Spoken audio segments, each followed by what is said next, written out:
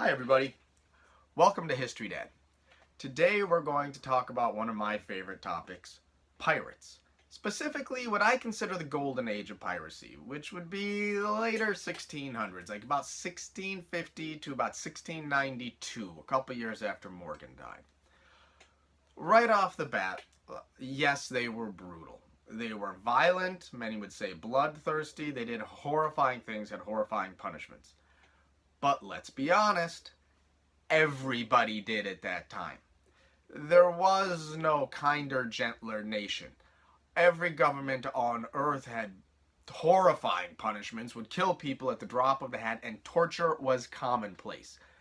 The pirates weren't exceptional. If anything, they kind of fit into the rule. So let's discount that. Everybody was bloody.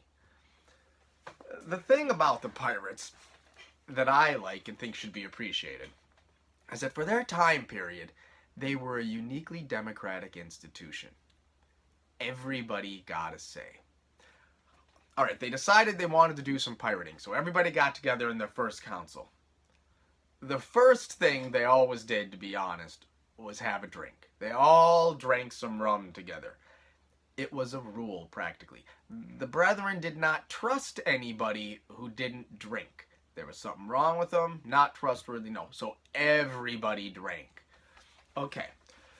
So then they would discuss provisions, because what really would drive one of their adventures or activities was you had to have the food to do it and get back. So they would go to either a well-known turtle habitat, the pirates loved turtle meat, or they'd go to one of the Spanish islands, raid a farm, take all of the livestock, butcher it. There you go. Now we've got food for the trip. They'd get together again, have another council. Now is when they would decided what they were going to do. Where were they going to go? Everybody had a say. Anybody who had heard a rumor about something, speak up, say it. If you have a preference on certain cities and reasons for it, speak up. Everybody would have a say. And then you would decide, this is where we're going to go. Then they would decide on the shares. This wasn't arbitrary. They decided. For example, a captain would get like 5 shares. Your average pirate, 1 share. Cabin boy, half a share. Master's mate, 2 shares. They would choose people and for certain jobs, for example. The carpenter. If you were a good carpenter, carpenters were really needed. Someone had to plug the ship up after it got shot full of holes. You'd get an extra 150 pieces of bait. If you were a doctor, doctors were highly sought after. For the doctor and their medicines, they would get an additional, say, 250 pieces of bait. They would decide on the master's mate, the quartermaster.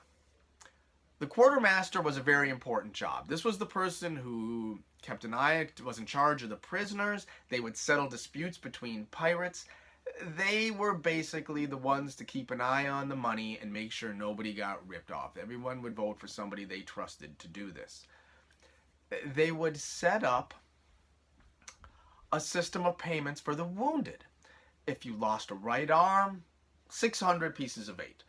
If you lost a left arm, 500. Lost a leg, 500. You lost an eye or a finger, 100. They would set aside money, or say extra money was given out if your peg leg was shot up, because a lot of people lost limbs, and a good artificial limb was hard to come by in the Caribbean. So you would get paid for it. They set up incentives. They would decide on if you were attacking a ship and you were the first to board that ship, 20 pounds. If you were attacking a land fortification and we needed to scale the wall and you carried a ladder, you were a target if you were carrying the ladder and it was harder work, 10 extra pounds. If you did something of exceptional bravery that everyone agreed on, you would get extra money. Think about this. We're talking a form of medical insurance. We're talking about incentive pay. These are concepts that were not integrated into modern business, for example, at all until the 19th century. Corporate America wouldn't entertain any of these ideas until the late 1800s. The pirates came up with it all on their own out of a sense of fairness, out of democratic choice. The captain, for example, under almost circumstances, other than a couple exceptions like Morgan, who they call the Admiral, and a few others that everybody really just deferred to their judgment, otherwise on these ships, the captain was the same as every other sailor, every other pirate, until the bullets started flying. If you were fighting, chasing prey, or being chased, when the captain said something, you jumped too, because everyone knew their role, and that was their role in that situation, and you followed the captain. But otherwise, they were another pirate. It was remarkably democratic, and it worked. It worked so remarkably well. Under Morgan, for example, the pirates were able to sack the cities of Portobello, Maracaibo, Grenada. They attacked and sacked Panama City. And no one else in the world even considered attacking Panama City. That was one of the main two cities for Spain in the Americas at the time. The British military wasn't going to do it. The French weren't going to do it. But a bunch of highly motivated pirates with an incentive plan, oh, they did it. It was unheard of. They accomplished amazing things in their time. And it was because they were fair. They were democratic.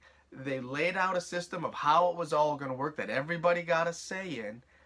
And they went about their business and they accomplished some amazing things. Horrible at times, yes. But still amazing they were able to do it. For all of these reasons, yeah, I think the pirates deserve a little bit of glorifying and looking up to. They were unique in their time, and they accomplished things nobody else would ever have dreamed of. And they did it in the most democratic fashion possible. So yeah, I think they deserve a little romanticizing. And if you want a good read about it, I recommend this. Empire of Blue Water by Stephen Talty. Good book. You should read it this summer. Alright. On that note, I think I've probably said enough. We'll come back to pirates again at a later date. And I think right now everybody should go outside and get some sunshine. Alright. See you later.